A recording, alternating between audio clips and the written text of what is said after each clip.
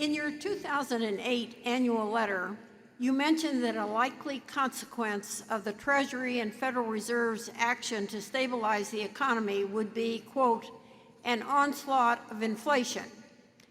Now that we are presumably nearing the time when the Federal Reserve will begin raising interest rates, could you share your thoughts regarding both the likelihood of accompanying high inflation and the consequences that might follow? And if high rates of inflation did occur, how would the consequences for Berkshire compare to those for most large companies? And this question, I say belatedly, came from James Cook of Waterville, Maine. Well, so far we've been very wrong, or I've been very wrong. Charlie's probably been a little bit wrong too. Of course. Yeah.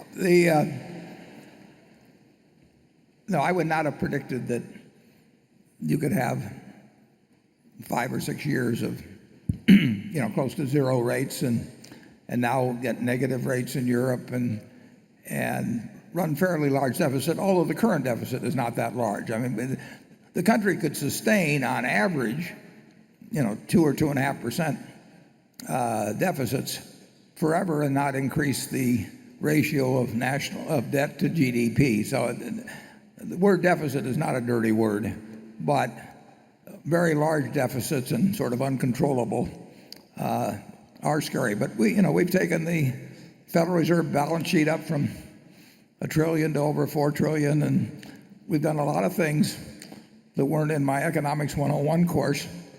And so far, nothing bad has happened except for the fact that people who saved and kept in short-term savings instruments have just totally gotten killed in terms of the income that they receive from that. But it's still hard for me to see how, if you toss money from helicopters, that eventually you don't have inflation. Certainly if the money supply grows faster and faster relative to the output of goods and services, something like that is supposed to happen. But I've been surprised by what's happened. When Poland issues bonds at a negative interest rates, I did not have that on my list of forecasts a few years ago.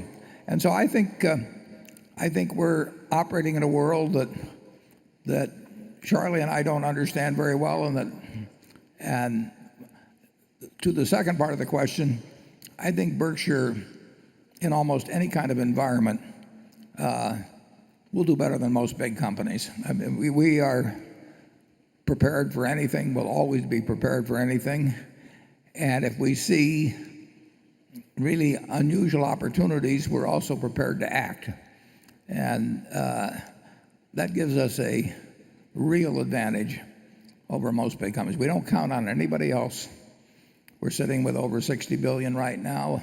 I'd rather be sitting with $20 billion and have made a great $40 billion acquisition. But we will be very willing to act if economic turbulence of any kind occurs, and we'll be prepared, and most people won't be. Charlie? Yeah, we have made very little progress in life by trying to outguess these macroeconomic factors. We basically have abdicated. We're just swimming all the time, and we let the tide take care of itself. And we really we've not seen great successes by others who have been all involved in macro predictions. I mean, they get a lot of airtime, but that's about all that happens. The trouble with making all these economic pronouncements is that people gradually get so they think they know something. It's much better just to say I'm ignorant. Yeah. We will find things, though, under any circumstances. They don't come in an even flow.